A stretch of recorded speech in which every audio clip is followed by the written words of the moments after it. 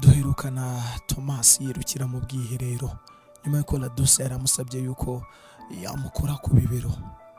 Thomas ageze mu bwiherero yatangiye kwibaza ibibazo byinshi cyane. Ku bundi mbimukorere rimwe hari icyo byahungabanya, reka ngende mukorere gahunda ubundi mfata amafaranga nigendere, cyane ko nta muntu uzambaza ngo aya mafaranga nakuye, nzahita ngenda nikemura ibibazo byanjye.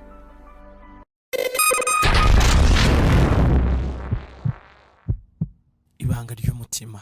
Maze igihe kitari gito nibaza, ese iyo tuza guhabwa ubushobozi bwo kumenya ibyo abo tubana nabo baduhisha, cyangwa se tukagira izindi mbaraga zitwereka amabanga ari mu mitima y'abo tubana nabo, hari icyo byari buhindure mu mibanire yacu ya buri munsi? Siko mbitekereza.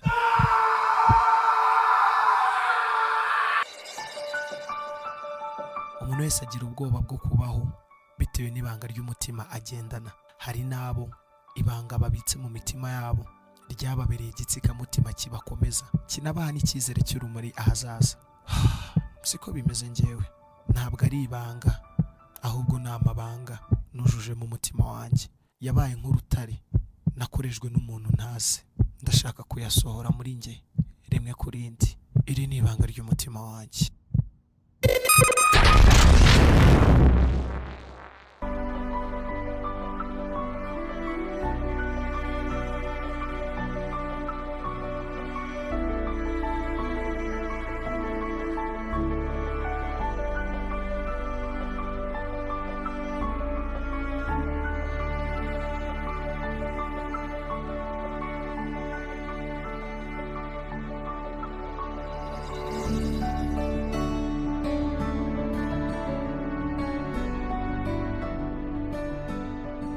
Navuye mu bwiherero namaze gufata umwanzuro ko ngiye gukora icyaha cyo gusambana na Laduse, yarangiza akampa amafaranga nkigendera. Ariko nubwo nari namaze kubyanzura, simbabeshye nari nifitemo ubwoba bwinshi cyane, ariko nkavuga ngo reka nihagarareho mbikora inshuro imwe, ahantu turi nta muntu n'umwe nzi, aya mafaranga nzahita nyakoresha gahunda zanjye. Navuye mu bwiherero ndaza nsanga Laduse aryamye ku buriri, ahita arandeba ati sheri wanjye ko wafashe umwanya muremure waninye? Ndabwira ni nope, ntabwo nagutinya, ni igiki cyantera kugutinya?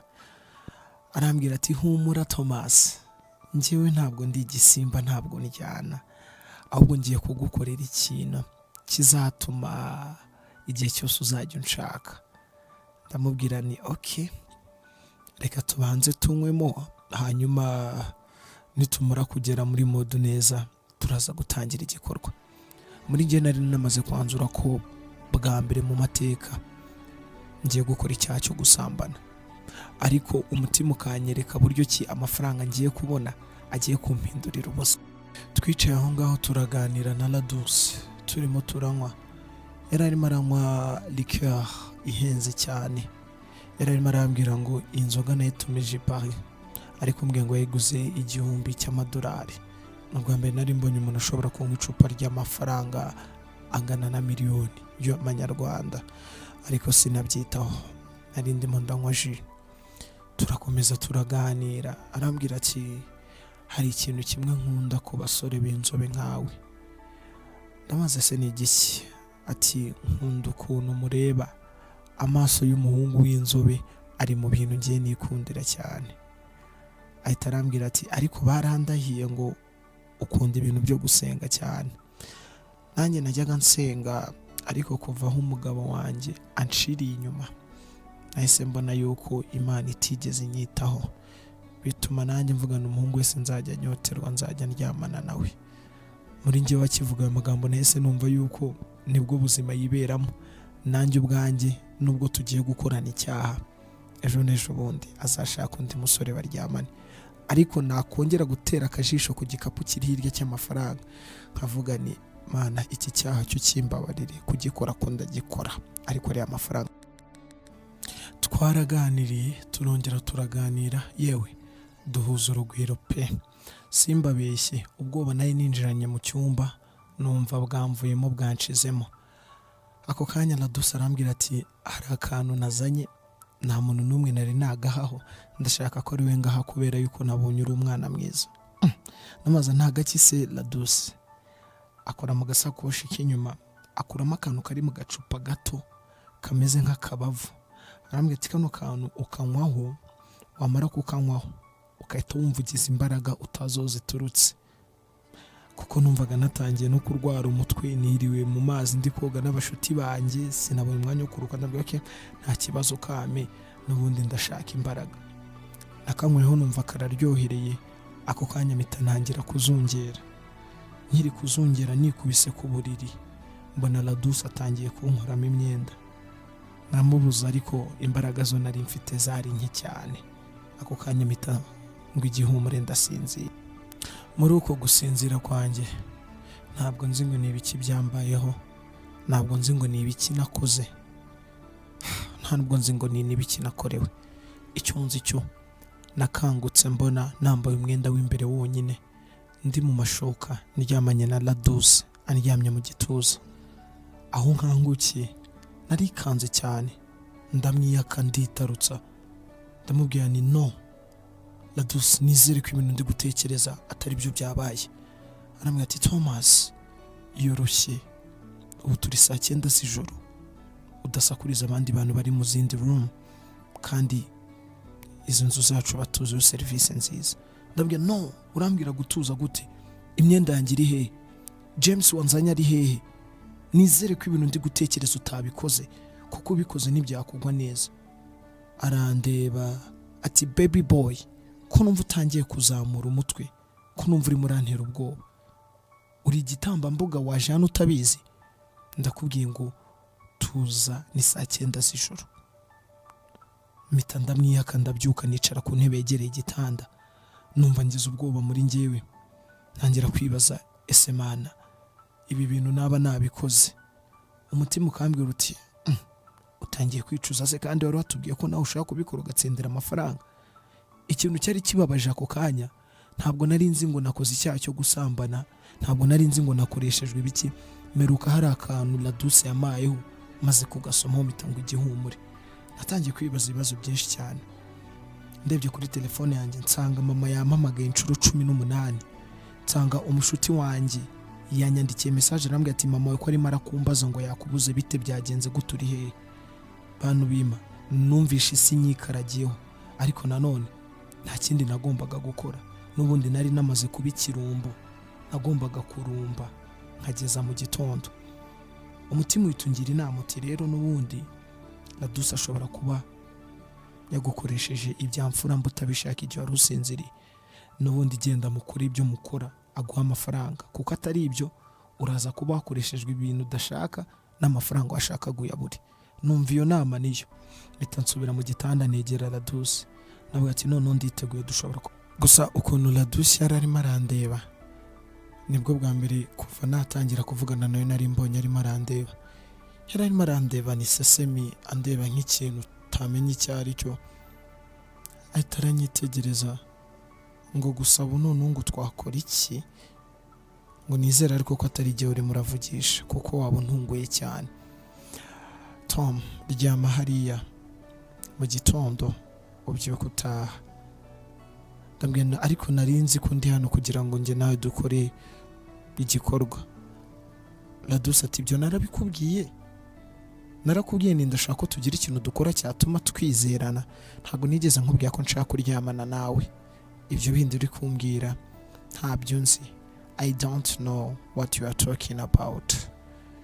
Naguye mu kantu ndibaza ni ibise byaba ari ibiki byo, ibi byo bisobanura iki? Ndavuga ni wenda reka mere nk'uhatiriza. Ndamwegera, nkimwegera itaranyishikuza. Arambwira ati nongera kunkoraho ndahamagara abantu bashinzwe umutekano, iri joro urajya kurara hanze. Nahise numva muri njyewe ntazi ibintu ndi gucamo. Okay, ndagenda ndaryama ndatuza. Mu gitondo James yaraje arakomanga, mbona azanye ibintu byo kudejena mu gitondo, rya funguro rya mu gitondo. Ndamuzaniye, ese waraye he James? Arambwira ati njye naraye mu cyumba cyegereye ahirya, ariko ukuntu numva urimo urataka nk'umwana, ushobora kuba mabuja wanjye yakwemeje cyane. Ndabwira ntaka nk'umwana, ndabwira ibyo ntago mbizi. Ati never mind, reka dufate breakfast and then tugende, abashuti bawe bakubuze cyane bahangayitse. Okay, sinabitindaho cyane, nanyweye icyayi ndya n'utubiswi bita ndasohoka. Tugeze hanze aho nari ngiye gufatira imodoka mbaza James ni none amafaranga yanjye ndabona ni. James arahindukira arandeba, amafaranga y'iki Thomas?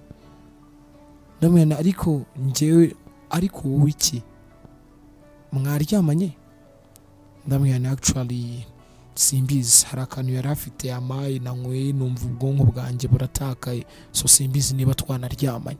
Ati okay, niba rero utabizi ko mwaryamanye nta kintu wigeze ukora, ubwo nta bihembo byawe bihari, ubwo birasaba ko tuzagerageza ubutaha.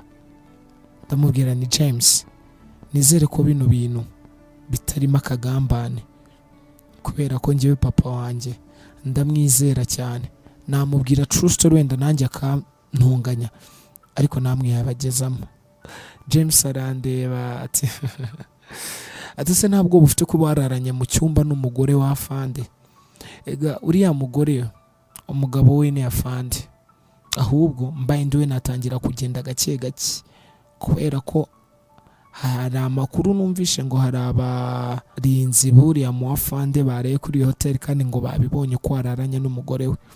Mbaye ndi wowe rero nagenda gake, gusa ndaza kureba muvugishe turebe niba hari nk'ibihumbi nka 200 twaba tuguhereje.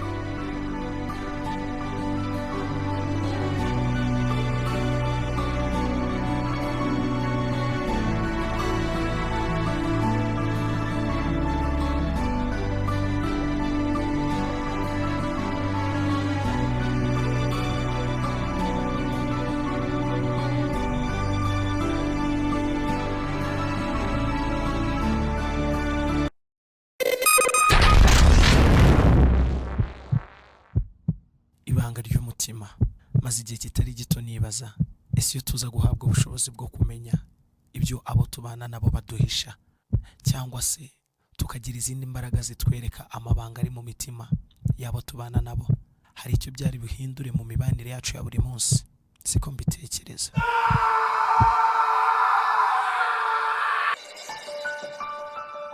Umuntu wese agira ubwoba bwo kubaho bitewe n'ibanga ry'umutima agendana. Hari nabo ibanga babitse mu mitima yabo ryababereye igitsikamutima kibakomeza, kinabaha n'icyizere cy'urumuri ahazaza.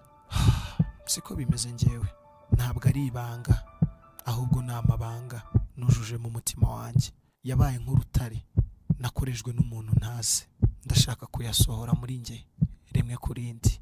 Iri ni ibanga ry'umutima wanjye.